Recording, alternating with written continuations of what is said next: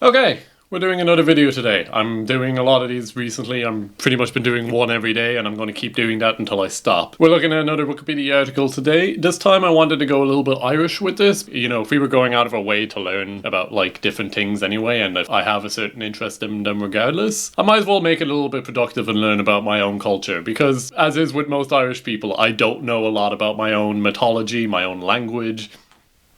Yeah, those two things mainly. I've always had a small bit of shame for myself for not knowing my own country better than I do. You know, feeling shame about that isn't a bad thing, and not doing anything about it is a bad thing. So I'm, taking the plunge and actually going out of my way to learn things. And if I can help anyone else along the way learn about their own culture, or even if you're not Irish and you just have an interest in the culture, or just these videos anyway, if I'm lucky enough, I thought it could just be a really good resource for other people. So I might as well. I'm doing these anyway. It's hard to pick something from Irish mythology, considering my experience from Irish mythology is about the same as any other Irish person, where, you go to school and you learn a lot of stories. Maybe you'll have someone come in every so often, like a storyteller. My principal in primary school, he was quite the storyteller. He used to just come in randomly and just start like telling us different stories. Some of them were really scary. As I grew older, a lot of the fascination with my own mythology and culture died, and I didn't realize the value in having something like that. Much later in life, as I started to consume much more media where people would integrate their own culture into their works, I kind of got a little bit jealous, and I didn't realize why, and that's because I never actually took an interest in my own culture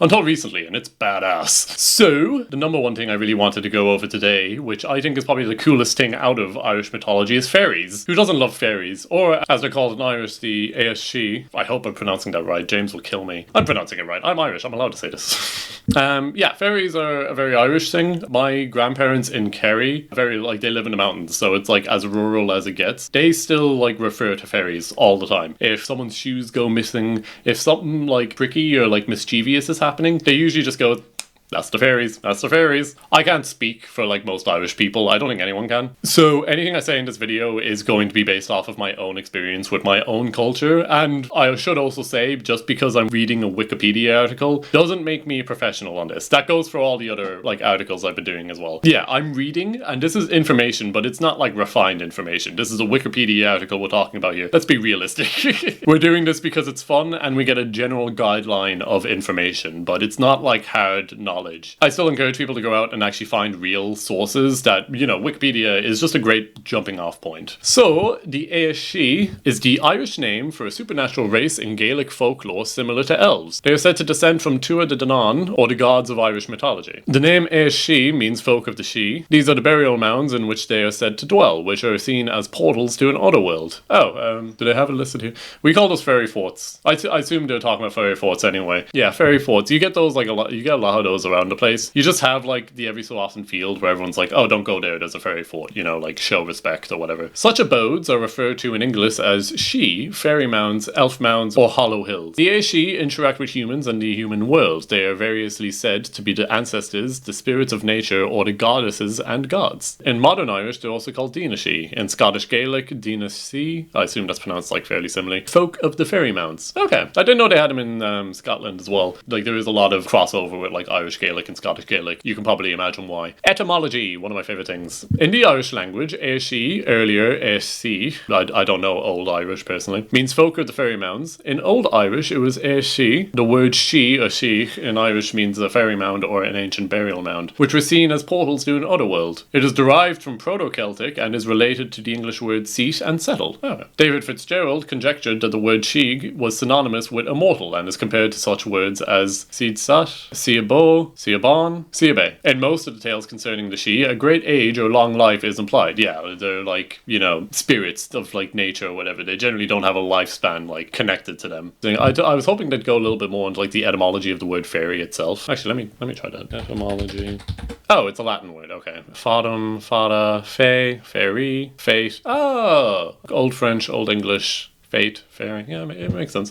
Calling them fairies is probably like a generalization. I assumed that the term fairy was used exclusively for like the Irish fairies, but clearly I'm wrong. I didn't know there was fairies in other culture as well. Oh, okay, yeah, so fairies are like a pretty international thing from what it seems. Yeah, I just did a quick Google search. They have them in Spain as well. Anyana, female fairy creatures foiled, cruel and ruthless. Oh my god. Okay, these ones don't sound as nice. Due to the oral nature of Irish folklore, the exact origins of fairies are not well defined. There are enough stories to support but two possible origins. The fairies could either be fallen angels or the descendants of Dua de Danann. In the latter case, this is equivalent to the Aeshi. In the former case, it is said that fairies are angels who have fallen from heaven, but whose sins were not great enough to warrant hell. When you look at a lot of things from like the year like 1200 to like the modern age, anything in that period is usually tampered with by the English or Christianity when they came over and tried, you know, imposing their will on us for about 800 years. So very often when you get Irish mythology, there's usually another later story that fits in with either Christianity or trying to fit it into a British culture, which was pretty much the antithesis to what the Irish culture was at the time. They did it with a few other things. Off the top of my head, I know that in Puck Fair, there's a festival where you worship a goat down in Kerry. It is lovely. You know, that was originally like a pagan festival. They just came over and they were like, stop worshipping the goat. Well, you can worship the goat, but it's not a god. Stop doing that. Another one off the top of my head that I feel like a lot more Irish people would know would be with Tír na Og, a very common story. Guy goes to a land where he can be immortal. He comes back. He was told to not touch the ground. He touches the ground and he ages rapidly and like almost dies. I remember when I was like 14, 15, someone came up to me and they were like, actually, he went to see Saint Patrick right afterwards, who like got him into heaven or something. When I heard that, I was like, oh, why did Christianity have to get involved? Nothing against Christianity. It's just, you know, this is my culture. But obviously, you know, I don't have to accept that, you know, it's mythology. It's not written in stone, unless it is. In folk belief and practice, the Aeshi are often appeased with offerings and care is taken to avoid angering or insulting them. Yeah, often they are not named directly, but are often spoken of as the good neighbours, the fair folk, or simply the folk. The most common names for them are Aeshi, Aeshi, Dinashi, Dinashi. The Aeshi are generally described as stunningly beautiful, though they can also be terrible and hideous. That last one, blame the English on that one. They did the same thing to the Banshee, I'm pretty sure, where like the Banshee was meant to be like this one really beautiful woman who helped people like go on to the afterlife. And then, you know, they came over and they were like, actually, she's really ugly. Aeshi are seen as fierce guardians of their abodes, whether a fairy hill, a fairy ring, a special tree, often a white thorn, or a particular loch or wood. It is believed that infringing on these spaces will cause the Aeshi to retaliate in an effort to remove the people or objects that have invaded their homes. Many of these tales contribute to the changeling myth in West European folklore, with the Aeshi kidnapping trespassers or replacing their children with changelings as a punishment for trespassing. That's also another one you hear a lot of. People like going away and then coming back slightly different. They did an episode very similar. I'd say it's like inspiration, I suppose, in Delicious in Dungeon, where they had these mushrooms that would like change people, but only slightly. The Aeshi are often connected to certain times of year and hours, as the Gaelic otherworld is believed to come closer to the mortal world at the same time as dusk and dawn. The Aeshi correspondingly become easier to encounter. Some festivals such as Samhain, Baltana, and Midsummer are often associated with the Aeshi. Okay, Midsummer, isn't that? Yeah, that's not out. Yeah, get that out here. Samhain, is that the original Halloween, right?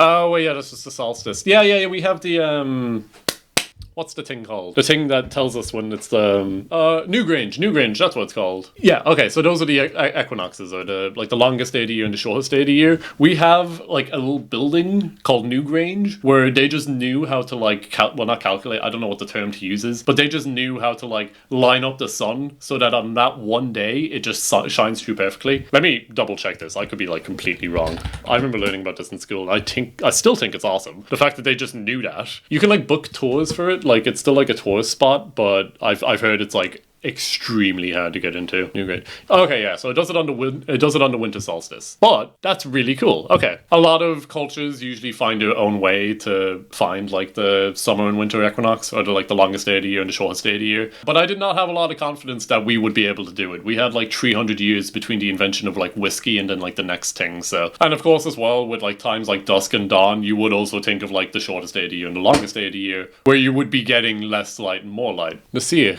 A sieg is a burial mound associated with the Aeshi. In modern Irish, the word is she. Okay. In Scottish Gaelic, it is see. And in Old Irish, it is seat. These see are referred to in English as fairy mounds, elf mounds, or hollow hills. In some later English texts, the word she is used incorrectly for both mounds and the people of the mounds. For example, W.B. Yeats, writing in 1908, referred to Aeshi simply as the she. However, she in much older texts refers specifically to the places, courts, halls, or residences of the otherworldly beings that supposedly inhabit them. The Aeshi are known by many names in Ireland. Among them are... Okay... Ongal Anavar, Proud Angels, Dini Ushli, Dini Mahi, Dina Reeg, Air Demons, Dream Anwar, Excessively Proud People, See Here, Shahogaha, Young Moundlings, Sluakila, Host of the Churchyard, Sluanamarv, Host of the Dead, Sluashi, Mound Host, Sluashi Tua Danan, Sluashi Tua Dedanon, Mound Host of Tua Danan. I keep saying Tua Danan, Tua Dedanon. Oh, that's so weird. And Naushla, the Noble of the Gentry. Okay, types. The Banshee. Oh, yeah, I was on about this earlier. I hope I hope it just says what I said earlier because I would love for that to just be confirmed. The Banshee or Banshee. Oh, that makes sense. I never made the connection of like the she and Banshee. Sorry, etymology. That's what I'm saying. Etymology. It's cool. The Banshee or the Banshee, which means woman of the she, has come to indicate any supernatural woman of Ireland who announces a coming of death by wailing or keening. Her counterpart in Scottish mythology is sometimes spelled Banshee. I'm sorry, Scottish people, by the way. Danny, not going to get any of these. Other varieties of she and Dinashi include the Scottish Bonnie, the washerwoman who is seen washing the bloody clothing or armor of the person who is doomed to die. The Leinonshi, the fairy lover, the Kashi, fairy cat, and the Kushi, fairy dog. That's lovely. I didn't know there was cat and dog versions as well. I like that Scottish one. You see a bloody woman washing your armor. Give that back. What happens if you take it back from her? Now I have two. Can't kill me now. I have 2 sets of armor. The Sluashi, the fairy host, is sometimes depicted in Irish and Scottish lore as a crowd of airborne spirits, perhaps the cursed evil or restless dead, or all of the above. The Shiva may be a type of lesser spirits prone to evil and mischief. However, an Ulster folk song also sees Shiva simply to mean spirit or fairy. Oh, and we have a list of like different ones. I see if there's any here that I actually recognise. Oh, the Avatar! On Avatar. I'm using the Avatar. It's an Irish vampire. I haven't read the Wikipedia. I've only like gone over this briefly for my book because I was trying to I wanted to integrate vampires and I was like, okay, maybe there's like some Irish equivalent to vampires. And then I found out that vampires are like very Irish. So, Banshee, Changelings, we went over those. Oh, a Doulahan. I like Doulahans.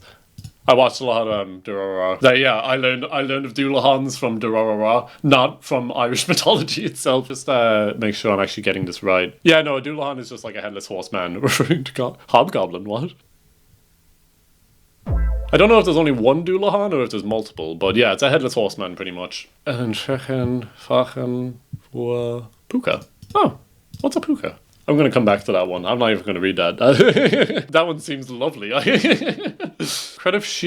Cred of She is Irish for the fairy fate, a term for the collection of beliefs and practices observed by those who wish to keep good relationships with the Aoishi and avoid angering them. General belief in the Celtic otherworld, the existence of the Aoishi and the ability of the Aoishi to influence the local area and its people are all beliefs characteristic of the Cred of She. It is characterized as an aspect of Irish popular religion and exists critically with folk Christianity. Yeah, like a lot of people who are like Christian in Ireland also generally respect the fairies as well. I feel like for most Christians there's also a thing of like not wanting to be a bother. You know, like if they're there, let's not bother them. Just leave them alone. Effort is made by those who believe to appease the local Aoishi through food and drink. The custom of offering milk and traditional foods, such as baked goods, apples or berries, to the Aoishi has survived through the Christian era into the present day in parts of Ireland, Scotland and Diaspora. I didn't realise how stupid I was until I started doing this series. The dispersion or spread of a people from their original homeland. What was that? I'm probably, like I said, I'm stupid.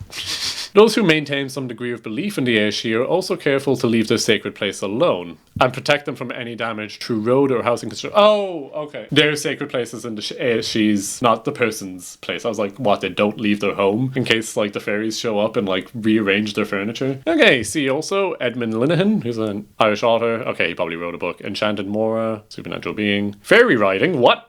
Was a term used for a kind of paralysis found in lives... Okay, actually, is it mentioned here? No, okay, I didn't know if this one would come up or not, but I remember one of my friends studied Irish folklore in college, and he told me that the term stroke came from people being stroked by fairies. Wait, let me... Wikipedia. We're doing Wikipedia for everything.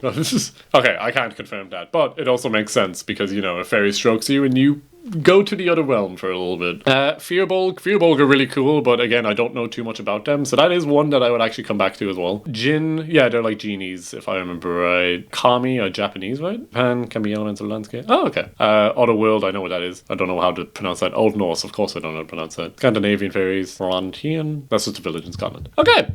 And that is it for the article today. That was the ASC, also known as Irish Fairies, I suppose. I want to do more stuff on Irish culture, but I also don't want to lock myself out of other cultures as well. I also don't want to just be limited to culture in general. There was other cool things here as well. The Iron Metal Heavyweight, that was something special, and we need more of those. I felt like there was a bit of sovereign duty here. I'm making YouTube videos, I have to integrate Irish into it somehow. Maybe I should start doing them in Irish, I don't know. But yeah, that's it today. I'm very happy I did this. Now, I'll admit, like, a lot of this is kind of just rehashing what I knew anyway, because most of these things I've heard growing up. But it is nice to be able to say I know a little bit more, or I'm a little bit more knowledgeable. It's given me a lot of points that I'm noticing now that's like, oh, I could do, like, what? Avatar, Dulahan, Puka, Fearbulk. I'd do a video on that as well. Out of those ones, if you guys want to pick one for me, go ahead. That'll take a lot of weight off my back. Or if there's any other cultures you guys want me to look at as well, like Maori culture, there's so many, like, Middle Eastern culture. There's so much, I'm sick of, like, the general, like, Norse, Greek, whatever. I want to, like, go into, like, all the weird ones, and Irish culture is really weird. With my new schedule, I don't plan to make videos over the weekend, just because with the way my family home is, it's just not convenient. And also it gives me a little bit of a break. Monday to Thursday, I work, like, non-stop on videos. The weekend I get time off. It seems nice. If it isn't obvious, I am terminally unemployed. This video actually gave me some really good Irish practice as well. I'm realizing that my pronunciation has improved from the start of this video to the end. It's not amazing, and I still don't know Irish, but we're getting somewhere. Okay, I'm gonna stop talking. See ya!